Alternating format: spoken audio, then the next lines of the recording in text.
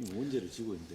네, 집거 중인 박영선 원내대표가 내일 거취 문제와 관련된 자신의 입장을 밝힐 것으로 알려지고 있습니다. 네, 앞서 전해드린 것처럼 이제는 분당설까지 나돌고 있는 혼돈의 제1야당. 전문가와 함께 자세한 얘기 나눠보도록 하겠습니다. 허성우 경희대 교수 그리고 정현정 배지대 교수 두 분 모셨습니다. 어서 오십시오. 어서 오십시오. 네, 안녕하세요. 자, 본격적인 질문을 드리기에 앞서서 오늘 아침에 국무회의에서 박근혜 대통령이 작심하고 몇 가지 발언을 좀 했습니다. 네. 세월호 특별법 때문에 이제 국회가 본질을 외면하고 있다, 이제 이런 얘기도 있었고요. 진상조사위원회 이제 기소권 수사권 주는 것은 사법 체계의 근간을 흔드는 것이기 때문에 이제 안 된다고 선을 분명히 그었습니다.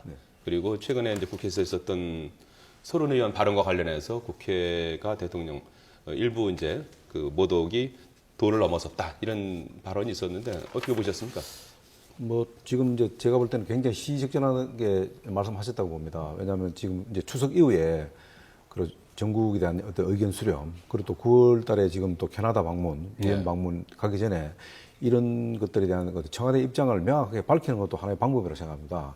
그리고 또 지금 어쨌든 정기국회가 지금 굉장히 지금 일단 중단되어 있는 상태에서 대통령이 이런 세월호 특별법과 관련된 이런 전국 혼란, 또 전국 교탁 상태 이런 것들에 대한 어떤 청와대 입장 이것을 분명히 밝힘으로 해서 앞으로 여당도 여당 나름대로 어떤 이 민생 법안과 관련해서 어떤 결정을 하는데 하나의 도움이 되지 않겠나. 어떤 물론 이제 당 청와대 관계도 있지만은 그래도 청와대에서 어떤 명확한 입장을 밝힘으로 해서 일단 새누리당이 일단 서야 할 방향 이런 것들이 정확하게 설정이 됐다. 저는 그렇게 봅니다. 네, 대통령이 이런 발언이 오히려 여야 협상을 하는데 오히려 좀 장애가 되지는 않을까요? 어떻게 보십니까? 글쎄 이제 그런 부분도 있을 것 같은데 문제는 지금 이제 우리가 대통령께서 발언하신 것 중에 그 두 가지도 있지만 저는 좀 눈여겨보는 두 가지 또 다른 발언이 있어요. 그 하나는 뭐냐면 세월호 특별법은 어찌됐든 유가족들의 뜻을 최대한 담도록 노력해야 한다. 이런 말씀을 하셨고요. 또 하나는 야당이든 여당이든 이것을 정치적으로 이용하지 말아달라. 이런 발언들을 하셨습니다. 그러니까 기본적으로 특정한 어떤 정당에게 정치적 시그널을 보내는 것보다는 유가족의 뜻이라고 하는 것을 상당 부분 대통령도 알고 있다. 저는 이런 제스처가 실제로 대통령이 유가족에게 그동안 소원했었던 유가족들의 어떤 마음을 어루만져주는 대통령의 어떤 리더십 이런 것들을 보여준 데 상당히 의미가 있는 부분인데 언론에서는 그런 부분보다는 이제 마치 선을 긋는 것처럼 이렇게 보여주는 해석하는 이런 부분들이 좀 안타깝고요. 다만 조금 더 적극적으로 대통령께서 지금 이 교착 상태에 빠져 있는 세월호 특별법에 있어서 뭔가 대통령이 할 수 있는 일이 있다면 무엇이겠느냐. 이런 것들 국민들에게 좀 던져주는 어떤 전향적인 이런 모습들이 여전히 드러나고 있지 않아서 아까 허 선생님 말씀하신 것처럼 이 정도로서 할 수 있는 어떤 최선의 역할을 했다. 이 정도로 정리하자. 이 정도로 신호를 주고 있는 듯한 그런 오해를 또 받을 수도 있는 것이다. 또 거기다가 또 한 가지 좀 덧붙이면은 대통령께서 실질적으로 유가족들이 원하는 상황, 이 상황이 과연 진짜 유가족들만의 어떤 입장인지 아니면 제3세력 보이지 않는 손에 의해서 마치 이 유가족들의 어떤 뜻이 왜곡되는 부분에 대해서 아마 대통령이 굉장히 염려하는 부분도 같이 포함되어 있었다. 그 부분은 굉장히 중요하게 어떤 상황을 인식하는 데 있어서 굉장히 중요한 부분이다. 저는 그렇게 보는 거죠. 우리가 지금 보고 싶은 대통령의 모습은 어떤 특정한 정치적인 그 교착 상태 안에서 대통령이 할 수 있는 역할이 무엇인가를 서로 고민하자라고 하는 것이고 그 가장 중요한 작업 중에 하나는 대통령께서 세월호 가족들을 좀 만나실 수 있는 여지를 좀 열어두자. 이런 부분들인데 제가 아까 말씀드린 것처럼 그런 역할과 여지에 대해서는 내용에 담겨 있지는 않았으나 그럼에도 불구하고 세월호 유가족들의 마음을 어루만지는 대통령의 인식은 일정 부분 반영된 부분이 있어서 크게 바뀌진 않았지만 그래도 저는 그 부분은 조금 돋보이는 부분이 아니겠는가 그렇게 보고 있는 것이죠. 알겠습니다. 자, 오늘 첫 번째 주제부터 잠깐 볼까요? 공반 탈당대 함께 떠날 의원 없다. 지금 국회 공전뿐만 아니라 지금 제1야당이라고 하는 새정치민주연합의 상황이 상당히 안 좋은데요. 박영선 원내대표 탈당을 염두에 두고 있다라는 얘기까지만 나오고 그 이후에 지금 어떠한 입장도 내놓지 않고 있거든요. 본인의 입장을 직접 전해 들은 건 예. 아니죠. 예. 우리가 뭐 측근이라고 그렇죠. 해서 예. 여러 가지 해석들이 난무하고 탈당 있는데. 소리 나오고 있는 거죠. 근데 아마 이제 뭐 아니 땡 굴뚝에 연기가 안 난다고 그런 얘기들이 내부에서 오고 가지 않았으면 이런 얘기가 나올 리가 없겠죠. 네. 근데 사실 지금 박영선 원내대표가 이 상황에서 탈당을 한다라고 하는 것은 간단치가 않습니다. 그러니까 뭔가 장기적인 정치적인 계획과 어떤 그런 내용 없이는 그냥 기분 나빠서 나오는 이런 건 아니거든요. 그러니까 그런 차원을 놓고 보면 뭔가 당내에 지금 이런 여러 가지 내용들이 나름대로 분당이라든지 여러 가지 정치적인 다른 수단들 이런 것들을 강구할 수 있는 내부 세력들이 지금 좀 운집해 있는 게 아니냐. 그런 어떤 분위기와 이 박영선 원내대표의 탈당설은 저는 함께 나온다고 보고 있고요. 네. 그런 차원에서 이게 간단하게 오늘 내일 사이로 내가 탈당하겠다 네. 이렇게 발표는 못할 것 같습니다. 그러니까 저 좀 시간을 두고 봐야 되는 문제죠. 박영선 원내대표가 탈당 카드까지 이제 언급하게 한 그런 그 배경 이게 김한길 전 대표가 이제 배우다 이제 이런 지적도 나오는 것 같아요. 뭐 배우라고 이제 표현하는 게 좀 그렇습니다만은 그렇지만 김 전 대표 쪽은 이제 부인하고 있는 상황인데 두 사람 사이 어떤 교감은 어떻게 있다고 보십니까? 뭐 기본적으로 이 당을 걱정하는 차원에서는 교감을 했다고 저는 봅니다. 예. 그러나 기본적으로 지금 이제 탈당을 하느냐 마느냐 이걸 떠나기 앞서서 네. 그러면 박영선 원내대표에 대한 책임은 없는가? 네. 이 부분도 굉장히 좀 짚어볼 필요가 있다. 왜냐하면은 이 탈당 카드라는 게 자칫하면은 장고 끝에 악수를 떠날 수가 있거든요. 예. 그럼 공당의 제2당입니다. 공당의 이 원내대표라는 것은 굉장히 중요한 정책입니다. 대협상창구에서 파트너고 굉장히 중요한 협상창구인데 세월호 특별법을 관련해서 1차 협상안을 만들 적에 아마 기억나시겠습니다. 협상안을 만들 적에 그때 박영선 원내대표가 사실 그 협상안을 만들 적에 야당 내부의 어떤 그 여론 수렴 과정에서 조금 그 독단적으로 행동하는 경우가 좀 있었습니다. 그리고 2차 협상안도 마찬가지입니다. 네. 그런 부분들에 있어서 조금 그 당내 의견 수렴 과정에서 과연 얼마나 적절하게 했는지 하는 부분을 짚어볼 수 있고요. 또 그렇다 하더라도 또 야당 내에 강경파들이 목소리가 높다 해서 그걸 원내대표가 뒤로 물러서서 이런 상태에서 당을 이끌어갈 수 없다. 이렇게 무책임한 반응은 저는 잘못됐다고 봅니다. 그럼에도 불구하고 원내대표라는 직책 그리고 또 비대위원장까지 도 겸했지 않습니까? 그 정도라면 적어도 자기 욕심을 버리고 오히려 강경한 야당의 어떤 그 국회의원들을 설득할 수 있는 그런 지도력을 보여야 됩니다. 네. 그래야지 자기 본인이 원하는 자기 대선까지의 구도까지 갈 생각을 갖고 있는지 모르겠지만은 그런 로드맵을 밟아가는 거지. 자기가 이렇게 원내대표라는 자리가 가시밭길인데 그 가시밭길을 마다하고 그냥 좋은 길로만 가려고 탈당 카드를 끄집어낸다? 그거는 당인으로서는 도리가 아니죠. 어떤 경우든지. 그리고 이 탈당을 한다고 해서 만약에 지금 제가 볼 때는 박영선 원내대표 탈당을 하면은 그 다음에 기로가 없습니다. 퇴로가 없습니다. 그렇다면 뭐냐. 결국은 삼선까지 한 국회의원이 탈당을 한다는 것은 그만큼 당인으로서는 도리도 아니지만은 그러면 정치 생명이 끝나는 겁니다. 물론 동조 세력들이 이상돈 교수께서 탈당을 하게 되면 내가 도와주겠다 하는데 이상돈 교수가 정치를 해본 사람입니까? 해본 적이 없습니다. 예. 정치라는 것이 그렇게 간단한 분이 아닙니다. 그리고 탈당해서 당을 만든다? 당이 그렇게 쉽게 만들어지는 게 아닙니다. 저도 당을 만들어 본 사람 중 한 사람이지만 당이 그렇게 쉽게 만들어지는 정당 같으면요. 대한민국의 정이 100개도 더 생깁니다. 예.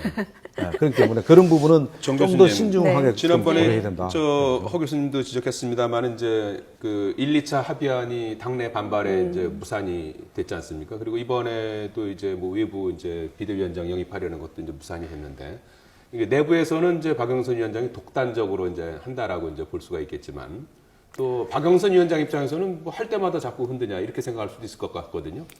저도 이제 비슷한 입장인데 예. 후자의 입장인데 지금 새정치민주연합은 어찌됐든 지금 원내대표가 최고의 권한을 갖고 있고 당의 모든 하부 조직들이 지금 구성되어 있지 않은 상태예요. 그렇죠. 예. 그러니까 구조적으로 실제로 원내대표가 독단적인 것처럼 보이지만 또 한편에서는 최대한 홀로 결정해야 될 수 있는 그런 어떤 구조적 과도기에 있는 그런 정당이거든요. 네. 그럼에도 불구하고 이번 건을 처리하면서 그러니까 이상돈 비대위원장 영입을 처리하면서 그러다 보니까 당내 중진 의원들에 대한 개인적 접근을 통해서 의견 수렴을 할 수밖에 없는 네. 이런 구조를 갖고 있죠. 과거처럼 당무위원회라든지 최고위라든지 이런 것들이 예. 존재하면 그런 조직들을 통해서 하부 의원들과 소통을 할 수가 있는데 지금 그런 구조가 아니고 네. 또 의사결정도 빨리 이루어져야 되는 이런 상황에서 박영선 원내대표는 당내 몇몇 중진들 또 개파 수장들 이런 분들하고 사전에 교감을 하고 얘기를 나눴는데 문제는 그 개파 수장들이 그 자신을 따르고 있는 국회의원들에게 소통이 오히려 안 된 거 아니냐라고 하는 거죠. 제 해석은.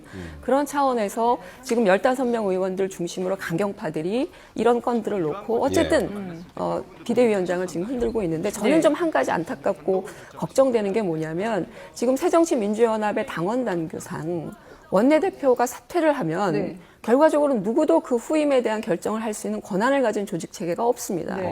국회의원들이 그걸 할 수가 없거든요. 예. 그렇다면 당이 해체가 돼야 되는 거예요. 당이 없어지는 겁니다. 존재 자체가. 그런데 이런 15명 의원들을 비롯해서 강경파 의원들이 대안 없이 사퇴를 먼저 카드를 내놓은 거 아니겠습니까? 그러다 보니까 탈당 배수진이 나오고 뭐 이런 방식으로 계속 그 연쇄작용을 당내에서 일으키고 있는데 네. 이런 방식은 바람직하지 않다. 네. 저는 박영선 원내대표의 진심을 믿고 싶어요. 왜 이런 극단적인 발언을 할 수밖에 없었던가. 당내가 너무 폐쇄적이라는 겁니다. 지금 개혁을 해야 되고 중도의 외연을 확장해야 되는 이런 새정치민주연합에 해결되지 않은 과제를 누군가 할 수 있냐라는 알겠습니다. 것이죠. 네. 그러니까 그런 차원에서 좀 네. 전향적으로 당내 분위기가 바뀌지 않고 있다. 저는 아까 좀 교수님께서 이 박영선 원내대표를 흔들나 당해서 네, 그러는데 흔드는 쪽으로 이제 많이 보시는 저는 시각인데요. 그 정확하게 저 개인적인 말씀 생각을 들으면 지켜보면은 흔드는 것이 아니고 흔들렸습니다. 네. 정확하게 제가 볼 때는 흔드는 것이 아니고 흔들렸습니다. 네. 본인이 그만큼 내공이 부족했다는 거죠. 정말로 비대위원장하고 원내대표를 그걸 수행할 정도 되면은 그 네. 정도 흔들리면서 흔들려서는 되는 일이 아닙니다. 예. 그리고 기본적으로 이상돈 교수를 일단 영입을 하려고 했을 정도 되면은 본인이 정말 왜 이상돈 교수를 데릴 수밖에 없는 그런 이유가 그래서 충분한 그 이유가 있어야 됩니다. 그것을 갖고 당내에 설득을 해야 됩니다. 그런데 누가 생각해도 적어도 알겠습니다. 그 박영선 원내대표는 삼선 의원입니다. 예. 이상돈 의원을 데리고 왔을 경우에 당내에서 어떤 반발이 일어난다는 걸 눈 보듯이 뻔히 볼 수 있었습니다. 그럼에도 불구하고 끝까지 밀어붙인다는 것은 뭔가 정치력이 좀 부족하지 않나. 그 알겠습니다. 박영선 비대위원장이 그 이상돈 그 위원장을 영입하는 것에 대한 그 목적은 문재인 의원도 인정하지 않았습니까? 네. 외연 확장과 당의 개혁이다. 이 부분에 대한 부분은 서로 공감대가 있는 거예요. 당의 외연 확장과 개혁을 해야 되는데 당내 인사가 할 수 없는 것이잖아요. 그러니까 그런 차원에서 그런 공감대가 없었다. 진실 이렇게 공방을 보기는 한번 어렵죠. 조금 좀 살펴볼까요? 네. 그래픽을 통해서. 네. 다음, 예. 문재인 어정적 리더십이 혼란 키웠다라는 제목을 저희가 정해봤는데요. 뭐 교수님도 말씀하셨지만 새정치민주연합 공동 비대위원장으로 안경환 교수와 함께 이름을 올린 이상돈 교수 결국은 이제 당내에서 거센 반발이 되면서 결국은 무산이 됐는데 왜 그렇게 된 건지 일단 그 상황을 한번 저희가 그래픽으로 정리를 해보도록 하겠습니다. 자, 먼저 일단 새정치연합에서 반대 목소리가 커지니까 9월 10일 이상돈 교수가 내가 바보인가? 문재인 의원이 도와달라고 했다라고 대응을 했고요. 문재인 의원 측도 같은 날 반론을 했는데요. 비대위원장이 아니라 비대위원이나 부위원장 정도로 하는 게 좋겠다라고 제안을 했는데 거절을 당했다라고 얘기를 했습니다. 그리고 다음 날인 11일 이상돈 교수와 이번에는 박영선 위원장까지 다시 한번 문재인 의원도 동의를 했다라고 강조를 했고요. 하지만 문재인 의원 측은 면전에서 반대를 할 수 없어서 덕담을 건넸을 뿐이다라고 일축했습니다. 자, 뭐 이렇게 문재인 의원도 이번 파동에 책임을 져야 된다라는 목소리도 나오고 있는데 어떻게 보십니까? 뭐 당연한 책임이 있죠. 예. 또 새정치민주연합의 최대 계파의 수장 아니겠습니까? 그러면 어쨌든 이 작업 자체가 어우러진 가장 중요한 어떤 배경에는 문재인 의원의 목소리가 존재했던 건 사실인 거 아니겠습니까? 그리고 더군다나 친노의 내부에서의 어떤 이 강경한 반발, 이 자체를 지금 잠재우지 못한 리더십의 문제, 여러 가지 것들을 갖고 있죠. 네. 저는 정치인으로 특히 대선 후보까지 나왔던 분이 이런 진실 공방에 빠져 있다는 것조차도 정치적으로 상당한 타격이다. 그런 차원에서 놓고 보면 당내 리더십의 부재, 또 본인이 갖고 있는 여러 가지 그 대중적 말 바꾸기, 이런 책임론의 문제, 이런 것들이 문재인 의원에게 지금 다 가 있는 상태거든요. 그러니까 이런 상황에서 문재인의 의원은 이 부분을 어떻게 추스릴 건가 지금 이제 이게 고민일 겁니다. 강경파들을 어떻게 잠재울 건가 문제인데, 제가 볼 때는 당내 강경파들이 실제로 이 부분을 후퇴하거나 처리할 수 있는지 그것도 좀 의문이라서 또다시 리더십이 또 문제가 될 가능성이 여전히 남아 있습니다. 저도 기본적으로 예. 이번에 문재인 의원이 이 야당의 어떤 비대위원장을 영입하는 과정에 있어서 이 예. 태도, 갈짓자행의 어떤 태도, 이 모습을 보면서 49%를 그러니까 대선에서 49%를 어떤 후보로서의 어떤 너무 과대 평가를 하지 않았나 이런 생각이 좀 들었습니다. 그거는 무슨 소리냐면은 실질적으로 문재인 의원이 정치한 거는 49% 얻은 지가 불과 한 3, 4개월밖에 선거를 한 적이 없습니다. 네. 3, 4개월만 49% 얻었거든요. 그것을 너무 지나치게 과대평가를 하지 않았나 이런 과정에서 그게 이번에 현실로 나타나 버린 거죠.